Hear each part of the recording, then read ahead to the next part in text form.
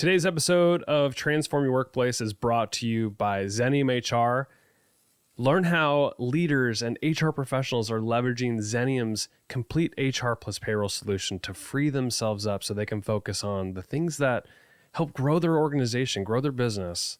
Learn more at xeniumhr.com. Today's guest is Amy Spurling, the founder and CEO of Compt. And in this episode, we're exploring a fascinating topic that has been talked about in the business world. So historically, CFOs have been seen as a natural progression to take on a CEO role. But in recent articles I've explored, there's reports that suggest that CHROs, the chief HR officer, may be better positioned to take on this top job. So I brought Amy on to help us understand why this might be the case. We'll delve into the role of a CHRO, the challenges they face, and how their unique perspective can benefit an organization as a CEO. With her experience in both financial and HR roles, Amy's the perfect person to have this conversation with. So I think you're going to really enjoy the topic and might just open up your mind about the potential of a CHRO taking over a CEO position. Without further ado, let's jump right into the discussion.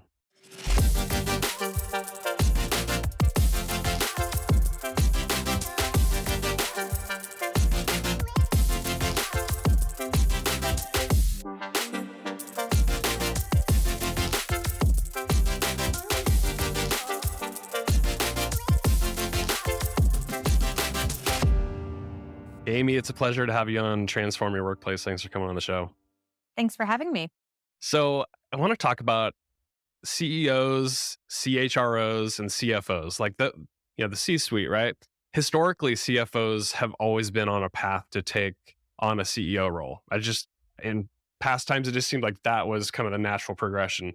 But an article from Fortune in November, it suggested that CHROs, the chief HR officers, might be better positioned to take on the CEO role. Why do you think that is? I think it's just been it's been a pretty big transition. When I started my career in finance, CFOs didn't get tapped for that seat either. It was the COOs were always coming from sales or from product, because CFOs were, the number crunchers, the back office people, and HR was tucked in under them. So they were even further removed from that seat.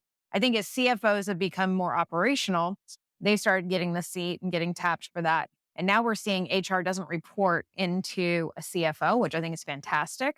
And so they have their own seat at the table. And so they have a new path to kind of taking over and running companies. And I think it's definitely for the best, because HR shouldn't be tucked in under finance, in my opinion. Even as a finance person who loves HR, it needs to have its own seat at the table. Yeah. Because so many of the decisions in a company need to come through that HR path. Yeah, it's great that you pointed out that HR used to be nested under the CFO position, because I think organizations have always seen it as a very administrative function. Now, I think the shift has been moved to it's a strategic part of the company, and that's why that chief HR officer title is popping up. Can you explain what does a CHRO do in terms of how far they've come over the years? Yeah, absolutely. So, one, it didn't exist when I started my career, and there was no such thing as a chief HRO. It was that back office function. They'd make sure the payroll happened, benefits renewals, maybe manage the performance management, but in a very tactical way of physically making sure forms were filled out. HR now is just very, very different from that. It's looking at which markets are we going into and how are we going to staff and resource them? How are we going to stay competitive for compensation? How do we think about employee engagement? What does that mean? Looking really granularly at metrics and just getting out of that. You still have the compliance piece, but it's just kind of an assumed, okay, we got to do that.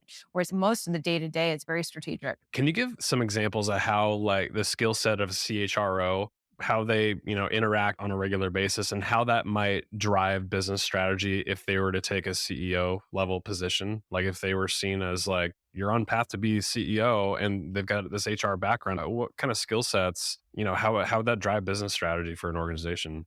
I think there's a recognition that, in a lot of tech companies in particular, 70 to 80 to even 90% of your costs are around your headcount. It's around your employees. And so if you're not thinking about what's happening in that massive bucket of expense, and it's just a number, you're missing the boat here. And so that's where I think HR really brings a very different perspective to the table Of course, you need to think about product. Of course, you need to think about sales strategy and all the things. But with the CHRO, it's really tackling like, okay, we're spending all this money on human beings. How do we actually do that in the best way possible to make sure that we can continue to grow, stay ahead of the curve, not spend too much, not spend too little? Like it's very much a kind of much more metrics driven role at this point in time. What are the common challenges that CHROs are facing right now, are going to face in the future? I mean, we're seeing with the changes in the market, there has been a little bit of a shift. Like CHROs got and HR in general got a big seat at the table through COVID. That crisis was not a financial crisis; it was a humanity crisis. So HR took the lead of like, okay, how do we get people home and get everybody functional and tools and all of that? When we move into more recession mode, CFOs start taking those reins back because it becomes more financial. And so we're seeing that CHROs right now are losing some of the power that they had over the past 2.5 years. And so I think it's pendulum shifting. But I think that the fact that we still have a very tight labor market kind of ensures and kind of continues with a notion that HR absolutely has to be at the table and likely driving a lot of what's happening at that table. Yeah, that's an interesting point you made, because back in 2008, the Great Recession, you were a CFO, right? I was, So you probably took a lead role in just like, what are we going to do? Like we're in a right? financial crisis right now, and I'm sure there's just a lot of things you were involved in at that time. Is this time different? I know we're not. I don't think we're technically in a recession now. Maybe we are in one. This time feels a little different, and I'm curious if like a CFO versus a CHRO. I mean, they're probably working closer together than ever, but I'm wondering if one or the other in this time takes a bigger role. What do you think? I think it needs to be more collaborative than it was in 2008. In 2008, it was all cost cutting all day long. So, yes, layoffs, yes, cutting benefits, yes, cutting all kinds of things to just keep the lights on. But we didn't have a tight labor market. So, we didn't have to worry about, okay, as we start thinking about how to come back and what we want to go from here, we didn't have to worry about, are we going to be able to hire? And the market was different. I mean, the internet was relatively new. People weren't Googling for salaries. People couldn't work anywhere in the country, if not in the world. Like remote work wasn't a thing. The entire world is different now. And so we do see some CFOs going back to their 2008 playbook, but it's not going to work. We do see a lot of that, HR getting pushed and like CFO is just saying, hey, we have to cut. And they're cutting a certain percentage regardless of what impacts that has. That's going to backfire, in my opinion. You have to collaborate with HR on that to figure out where to cut.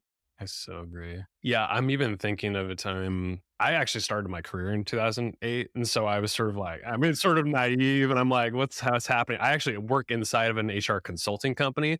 So we support small and medium sized organizations. And just remember like, a lot of our consultants are like helping organizations with RIFs, the reduction in forces. And that's just, it's tough, right? If you just have a CFO driving everything, like cost cutting.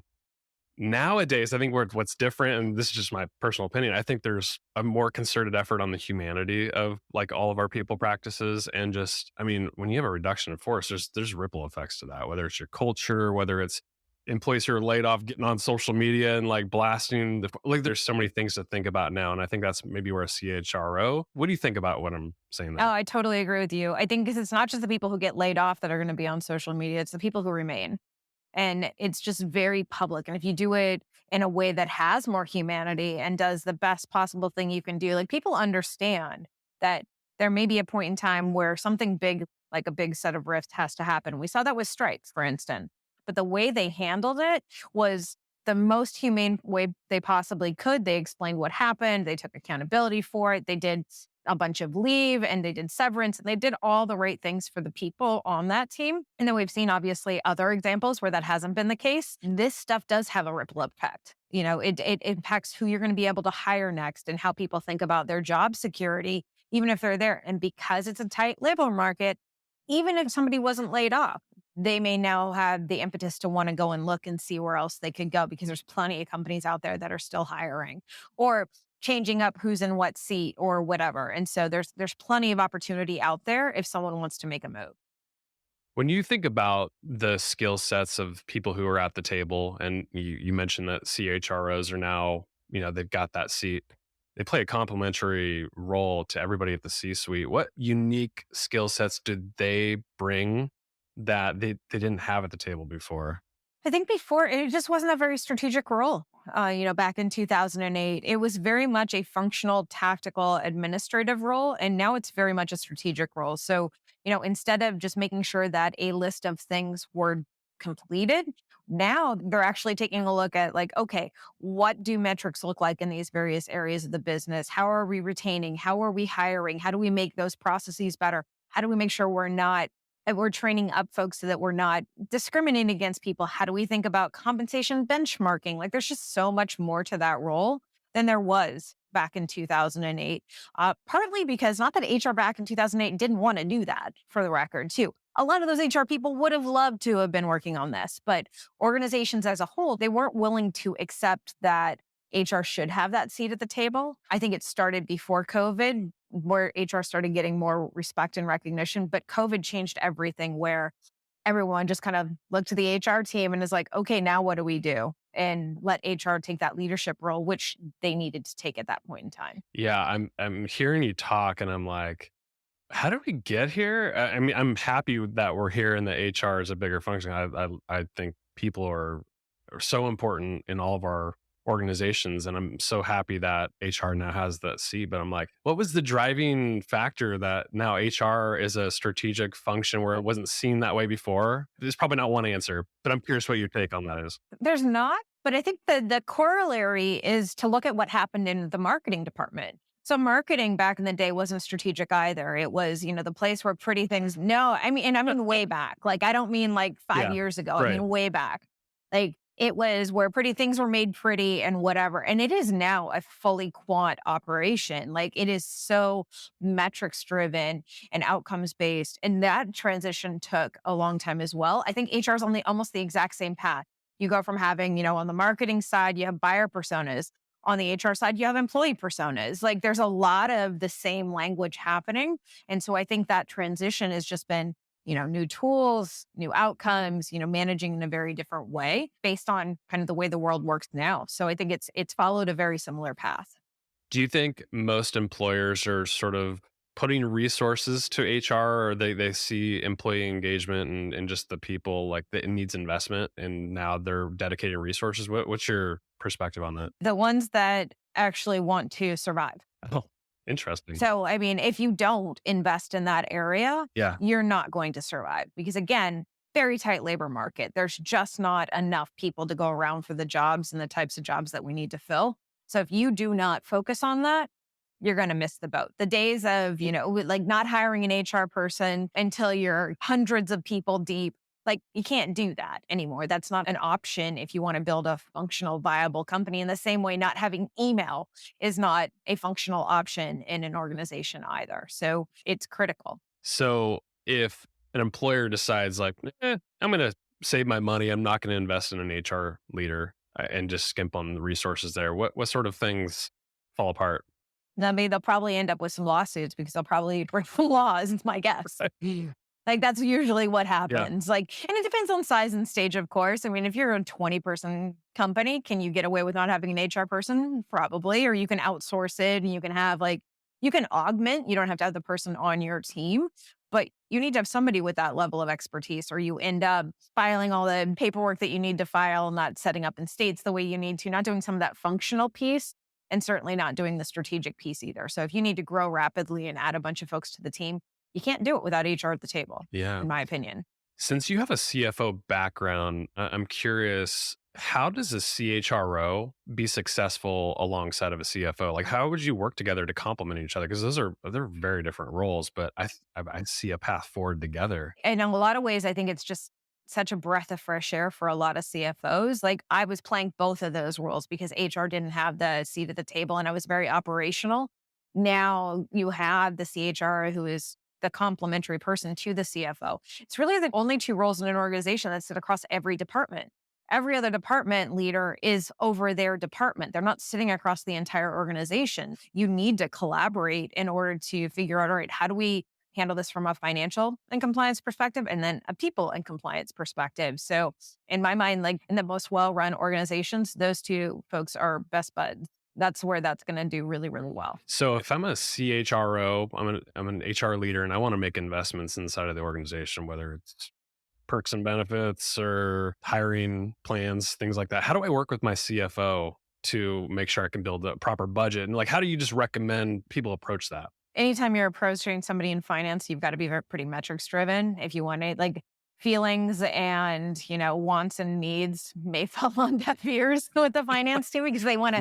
they're going to get to like, what's our bottom line? What's our top line? How's this going to work? But that's where I think the collaboration can work really well too, because ultimately both have the same goal, right? They both want the organization to grow. They both want it to thrive and do all the things that it needs to do. But they're looking at two sides of the coin. So I think collaborating to figure out, all right, if we need X amount of revenue or we can only afford X in expenses, how do we do this together so that, we can move the entire needle forward? Because there's probably things that HR is seeing that the finance team's not seeing. It's not just, oh, well, we can only afford, $1 million in new expense this year. It's okay, but if that million is driving X amount more revenue, maybe you can actually afford a little bit more. Or what if you don't invest?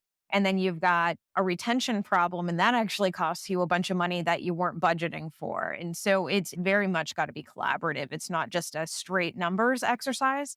It's got to take the human capital piece into account. For HR people who might not have a background in financial statements and metrics and things like that, how do they start speaking that same language? How do they learn those skills? Honestly, I think most HR folks have some degree of that. It's not reading a P&L necessarily, but they understand like the direction that the business needs to go. They understand their people costs, inside and out, their benefits costs, like all of that. I think to understand where that fits in the full company level picture of like, do we need to launch a new product or whatever, working with the CFO, like CFOs are happy to talk about this stuff. So the more collaborative it can be, understanding, okay, where do we need to go? And then HR can figure out, all right, you want X?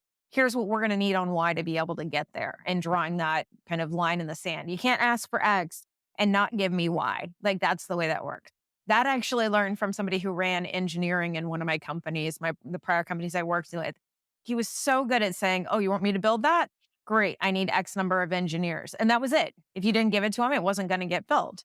And he just drew that line in the sand. I was like, how do you do that? Like, how are you just getting the money? Yeah. And then I realized like every department can do that. Like you need to be reasonable. You need to not sandbag or ask for too much and all of that. But if you have reasonable things and people know and trust you, you're going to get what you need. And so I think it's that collaboration. So we've talked about how organizations who want to survive, they're investing in HR and the people. So for employee engagement, what sort of things are you seeing that organizations, like successful ones, the ones that are keeping people, they're attracting, retaining, and all that, what are they investing in right now?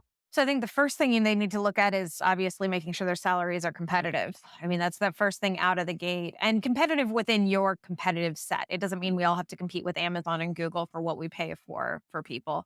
So what your relative competitive company set is. If you're competitive on salaries, then making sure that health insurance is the right place as well. If you're going cheap on that, employees are going to notice. And then after that, it's all right, what else are you doing in this last, usually 20% of compensation?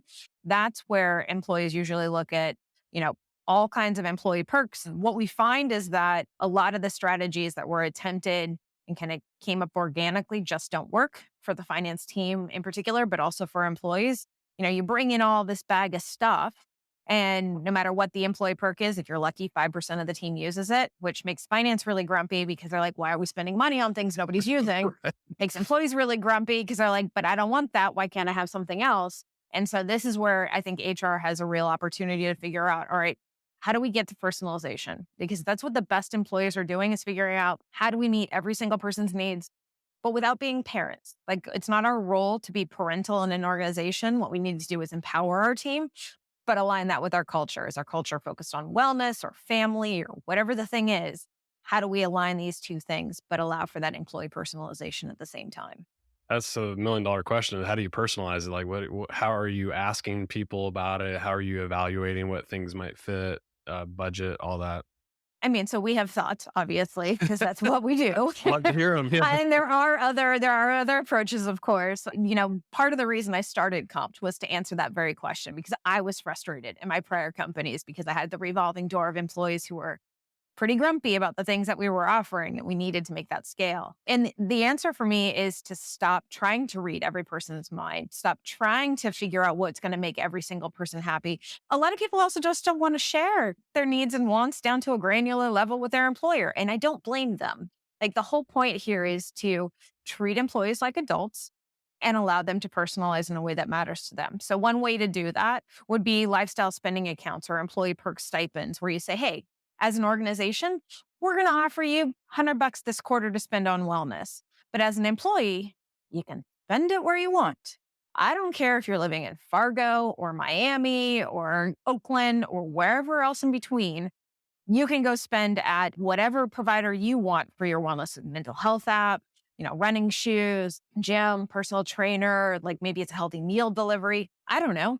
I'm not your wellness professional. You should be working with a wellness professional, but I'm willing to support that. So it allows for that level of personalization. Yeah. So do you think long term, if employers are really in tune to what their employees want, they're asking those questions like, what do you need? And then finding solutions like that? I don't think you can ask, honestly. Like, I don't think you'll ever get the right level of answers. Interesting. Here's the data piece for you. So we actually took a sample last year. We took 8,700 people on our platform because we had over 91% engagement. So normal employee perks is like 5%. We've got off the charts engagement, meaning 91% of people on our platform use their perks, and said, all right, how many different vendors did 8,700 people use in 12 months? Because that's what you would have to go and figure out as an organization to pull all that stuff in. Guess how many different vendors they used in that time period? For some reason, I'm thinking it's like a handful of, it's not a huge number. 27,000. Oh, okay. Never mind. That's a lot. Right. So you can't ask your employees and say, oh, what do you want? It's impossible. On average, every person wants 3 different things. And so you have to move away from, oh, let me just survey people and find out what they want. You're never going to find out the truth and what's going to move the needle. And that's just an exhausting exercise. It's not going to get the job done. So instead, you say, we support wellness or family, or just here's a bundle of things that you could have. You go find it. You go do what you want to do. This is fantastic. And so HR doesn't have to be playing that role, and employees are just a lot happier as well.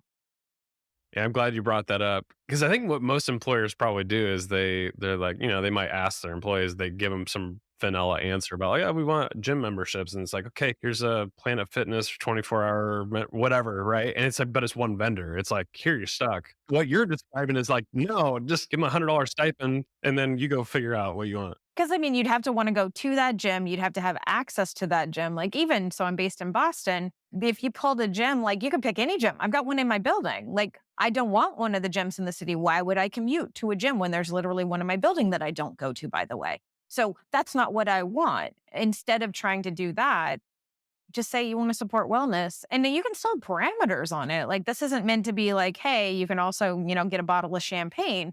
It's meant to be for wellness. Like you could put that structure in place, but treat employees like adults and let them manage their own wellness journey, because that's just not HR's job. Mm-hmm.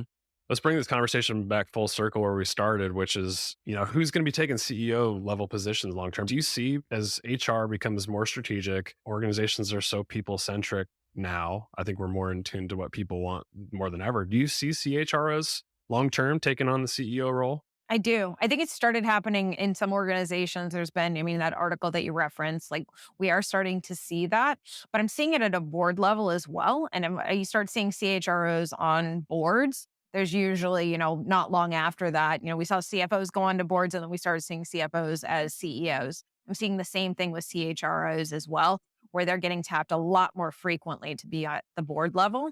And so I do think that's going to be it's just a logical path to CEO in my mind. The group of people who understand how to move the entire team in the right direction would be a logical leader of a company. Amy, this has been a really fun conversation. Any parting thoughts, or do you want to point people to Compt, anything like that? Sure. So if folks are interested in learning more, they can certainly check out our website, compt.io. That's COMPT.io. Or if you feel like chatting, you can always reach out to me as well, Amy@compt.io. Amy Spurling, thanks for coming on the podcast. Appreciate you. Thanks so much. Appreciate it.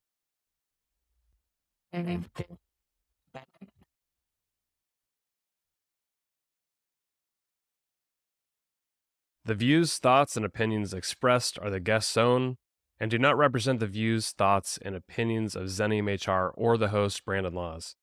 The material and information presented on Transform Your Workplace is for general information and educational purposes only.